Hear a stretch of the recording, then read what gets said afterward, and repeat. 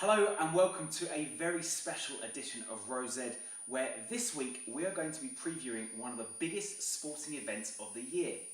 Well, I say sport, more like sports entertainment. That's right, bigger than the Super Bowl, bigger than the World Cup, it's WRESTLEMANIA!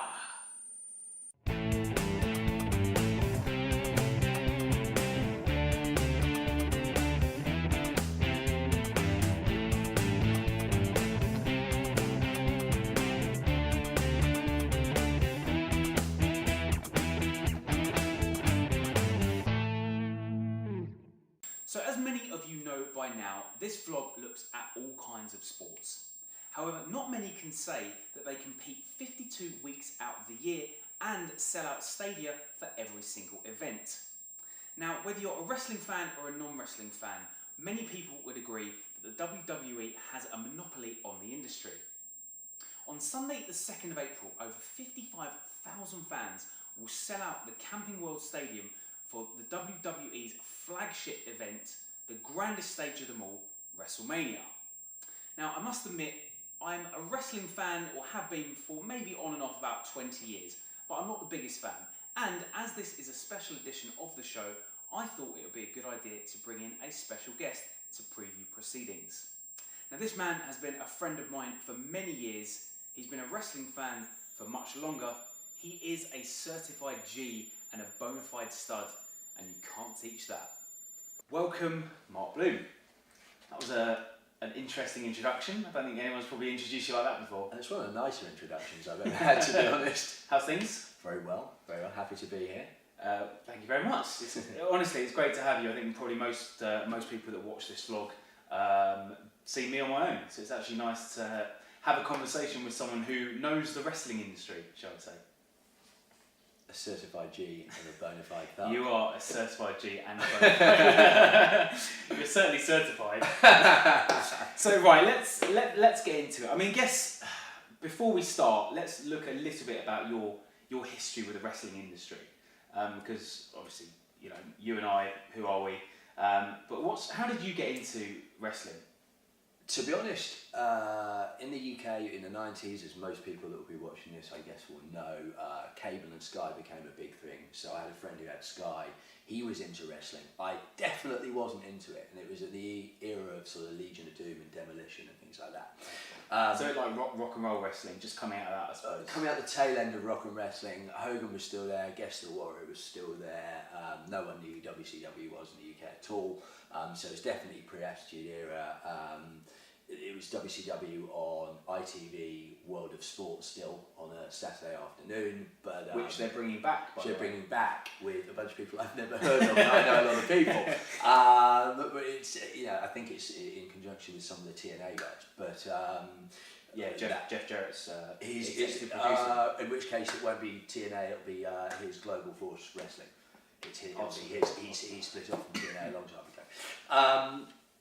So I really got into it through, we got cable TV with Sky Sports. I'm sure because my dad's a football fan, not because he thought we'd get into wrestling. First big moment I remember, first WrestleMania, was Shawn Michaels coming down the zip line, WrestleMania 12, Boy Toy, when Boyhood Dream becomes a reality, that one, the famous one where he's holding the belt and his head's down. Went into it a Bret Hart fan, came out of it a lifetime Shawn Michaels fan, but my brother and I were quite into it at that point. It was a good time to get into it. It was WrestleMania 12. By WrestleMania 14, the Attitude Era was in full force. WrestleMania 13 was that transition, the Bret Hart Stone Cold, where he's bleeding in the sharpshooter. It was a good time to be a wrestling fan. It took off and it was mainstream, and from there you've got, you know, The Rock, Stone Cold, Mick Foley, The Undertaker, all these people, all these characters to get into. It's a good piece of escapism. Okay, great. So now that everyone knows that you are an expert, and what I would actually like to do, I think maybe we'll perhaps split this vlog into two. Maybe we'll do something a little bit later on the wrestling industry and how that's shaping up at the moment, and certainly look maybe a background and your thoughts on the industry as a whole. That would be really good. But let's go straight to WrestleMania. That's the reason why we're doing this vlog. And yeah, I guess what I think probably the best thing to do, let's work down the card. Let's go from the start, and then we'll sort of gauge your opinions. The very, very early start. Yes. Okay, well, all right, before we even get into that, what are your thoughts? I mean, the fact, you know, when we were watching WrestleMania, you know, for example, when we watched, one of sort of my favourite memories watching wrestling with you was when we watched the Ric Flair, Shawn Michaels, you know. Retirement match. Oh, I'm sorry, I love you. Oh, the Raw after. Yeah, well, that was just me saying, I'm sorry, I love you. But you know, that wasn't even, I mean, that was what, maybe 4 or 5 hours long? Something like that. Yeah, now they've always been 5. I mean, this is with the pre-show.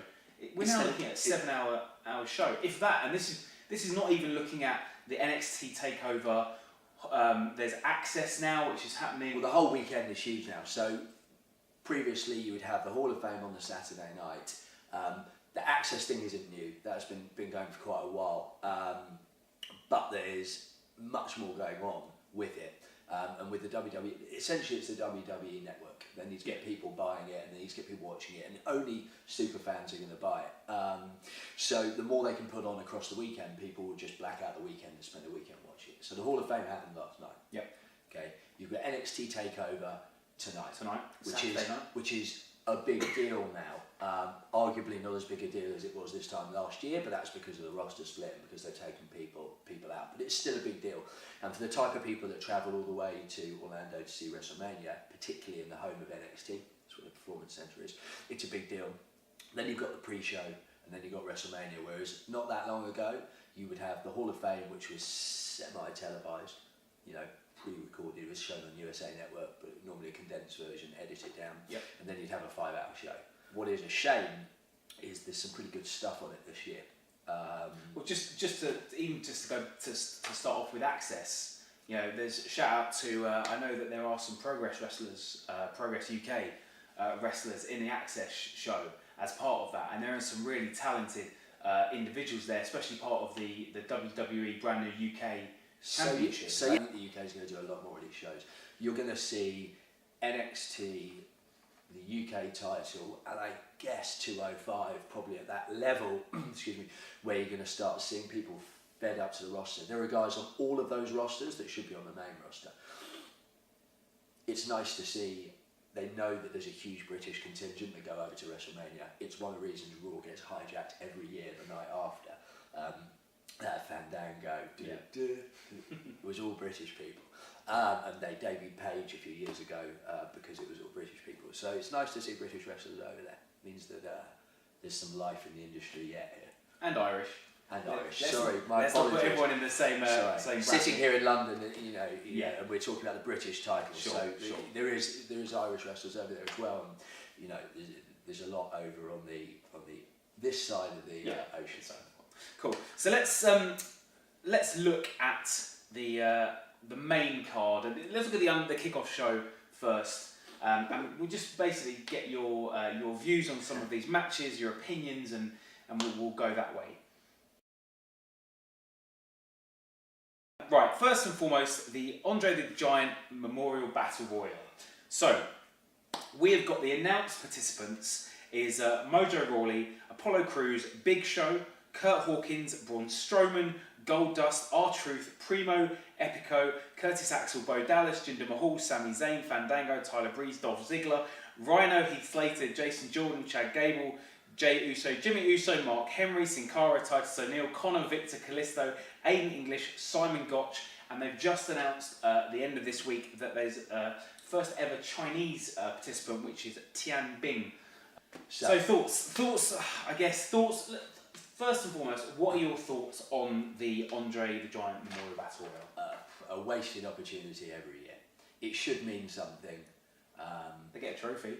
Yeah, and it's never used for anything storyline-wise ever again. You know, and that's what I mean. It should mean something. It should be used. It should be a tool, a prop. You know, in the way that I suppose a title belt is a tool or a prop, or the King of the Ring was a tool or a prop. Money in the Bank. Money in the Bank was a tool, and Slammy's even back in the day. You know what it is? It's an opportunity to get everyone on, even the pre-show card, because they'll get royalties from the DVD sales, and that is all it is. Look at the lineup. You know who's going to win it. When you say looking at the the entrants, is there anyone who stands out that because they are in there, whether rightly or wrongly, or someone who doesn't stand out because they're not in there? 4 people of interest. The new Chinese entrant, okay?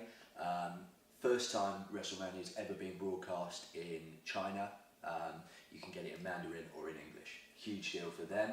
In the same way they brought the Great Khali in when India became a huge market. It's important to have characters that people who are watching the products for the first time easily can relate to. Great idea. Mark Henry is set to retire any minute now. Okay, so could it be a nice send-off for him? You know, it's not a home crowd. He's from Texas. He had his Texas moment, you know, at the Rumble. Could it be a nice moment for him?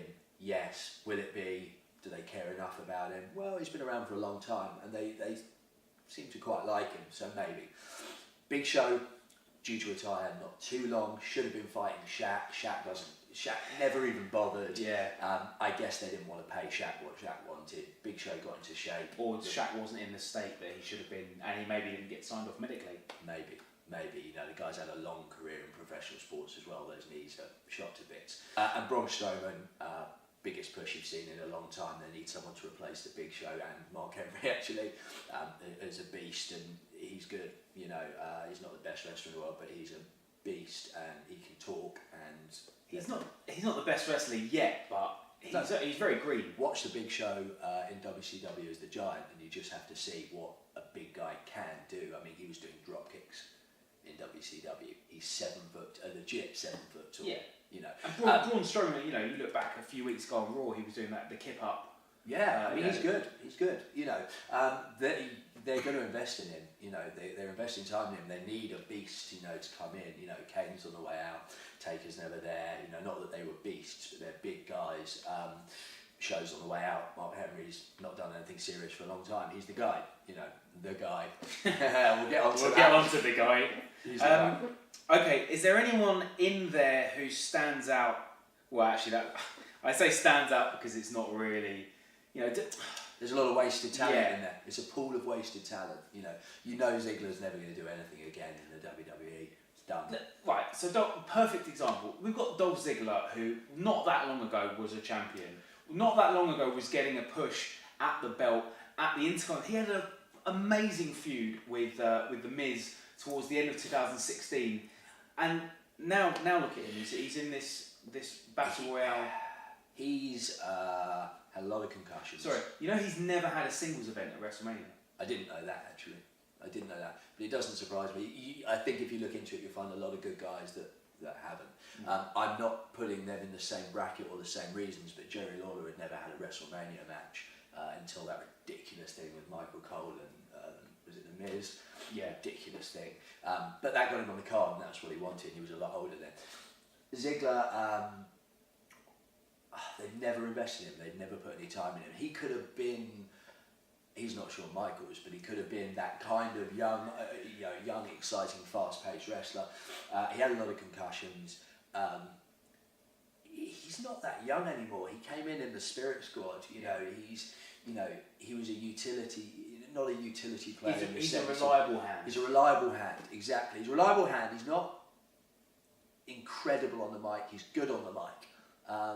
He is very good in the ring, and he can make other people look good. And the role for someone to make other people look good isn't really WrestleMania. By the way, if you want the role for someone to make someone look good, now you've got AJ Styles, and he can make anyone look good, and Dean Ambrose. Yeah. But then will main event, I would say. Because they're better at it. Yeah. But I mean, look back in the day when you and I were out watching the Attitude Era, there was someone like X-Pac who was the benchmark for making other people look good. That was the inside knowledge. Yeah. Now you look back at it and realise how good he was. But I would say in the same. Well, actually, speaking of making someone look good, there is someone else that stands out for me, who a lot of people rave about him. I have to admit, and this, I always like to say the word controversial on my vlog. Sami Zayn, okay, I'm really sorry. I don't see what the big deal is with Sami Zayn. He's good. He's really good. But the problem is he doesn't fit the WWE mould enough. So he is probably a better wrestler as far as technical wrestler and what he does than a huge chunk of the guys on the roster. Is he very good on the mic? he's a little bit wooden at times on the mic, and it's a little bit artificial.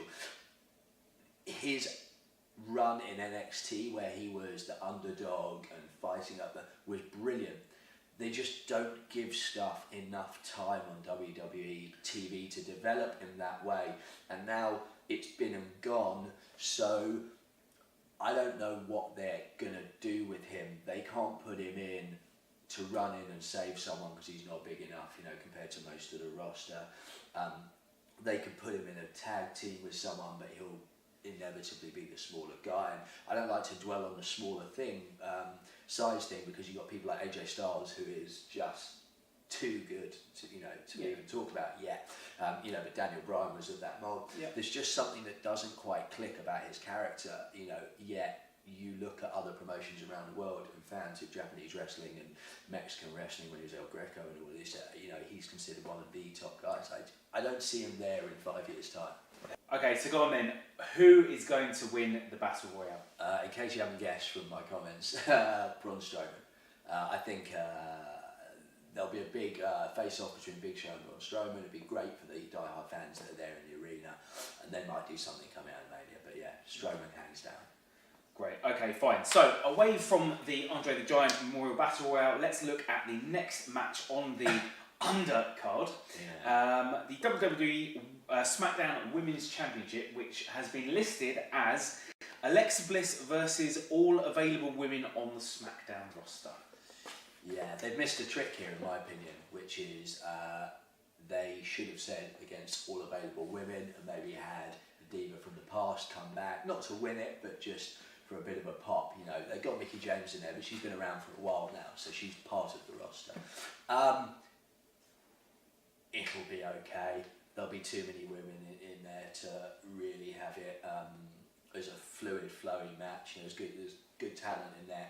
You know who's going to win. It was meant to be Naomi going in as the champion because it's in her hometown. Yeah. She came back the other week, so we're going to feel the glow, and those fans that are in there will go in happy. I have to say, and we will look at the women's roster on Raw as well.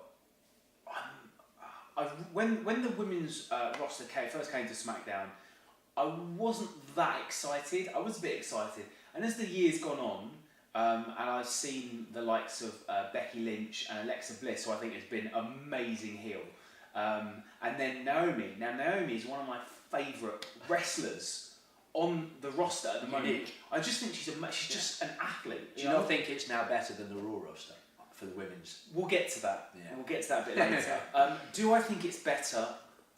No, I don't think it's better. I don't think it's strong enough. I think when we're looking at all available women, there are only really 3 that I could probably pick off who, I guess probably say the same about Raw, but who could be viable women's champions. But for me, I just don't really care that much. I think that's why it's on the pre-show. Exactly. The point of this is, if you have one woman against the entire roster, you would think that, from a writing perspective, that it would say that usually should dictate that the underdog would usually be a face. Alexa Bliss is a heel. Yeah, and don't assume that there's any writing. You say from the writing perspective, don't assume there's much writing that's gone into this. But there should be. That's the point. There should be, but it's a big card, and you only have so many hours of proper TV. And Naomi came back off an injury, and they didn't know that she was going to come back, and that's what they always wanted to do. So they went, we've got the person we want. They're not going to go into the show with a heel winning. They're going to go into the show and send people in happy. It's going to be the same with the next match. They're going to send people in happy. Naomi's from the hometown. The hometown people inevitably would have been there earlier because they've seen the stadium before and they're not in awe of the stadium. They would have been there for all of the previous WrestleMania that was there or whatever, although it's been redone since. Naomi to win, flat out. Okay, right, next off, the final match on the kickoff show, the WWE Cruiserweight Championship. Neville, the champion, defends against Austin Aries. Thoughts? Neville's been brilliant as a heel since he's turned. Agreed. Both these guys are wasted in 205. Agreed. Neville's been great as a heel. I wasn't sure about him before, but he's really come into his own. Austin Aries, if you've ever seen anything he's ever done before, is amazing. Such a unique wrestler, isn't he? Yeah, and his finish where he does the choke from the bridge. Yeah. He was in TNA, I remember seeing him in TNA. Absolutely amazing. So he is the only face in the 205 roster that gets any reaction at all, and that is saying something. No, Jack Gallagher, Gentleman Jack, gets quite not a like reaction. him. No, not to the same And extent. Gentleman Jack Gallagher is much younger and much less experienced, so fair enough. Austin Aries has been around for a long time. He knows what he's doing.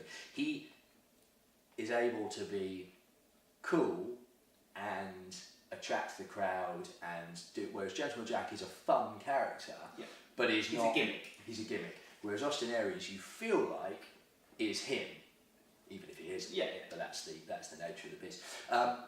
This could have stolen the show if it was on the main show. So you've probably got the same feeling that I have. Go on. I think Neville will retain because I think that they are investing in 205 and that is a feud that's got a lot of legs in it. I think Neville will retain in a underhanded way of some sort. I really hope they don't do some sort of run-in finish. I don't think they will. Neville to win. Aries and Neville go on and have a much longer feud because there's so much legs in that feud. Yeah, they're so good. They're so good. Yeah. Austin Aries is just such a cool wrestler. And it's nice if you knew him before and you know he was injured and he was on commentary. You're sitting there waiting for this moment where he came back. And it was a cool moment. And if that was like when CM Punk was put on Raw commentary and then he came back, it was a massive moment. It's just because it's 205 Live. I think the Cruiserweight title can be around for a while. It will do a job. It's never going to be a big deal. You know, they need to keep changing the ropes and do all that now, but had they never done that, would it have made a difference? No. So we'll get purple ropes at WrestleMania. That's it.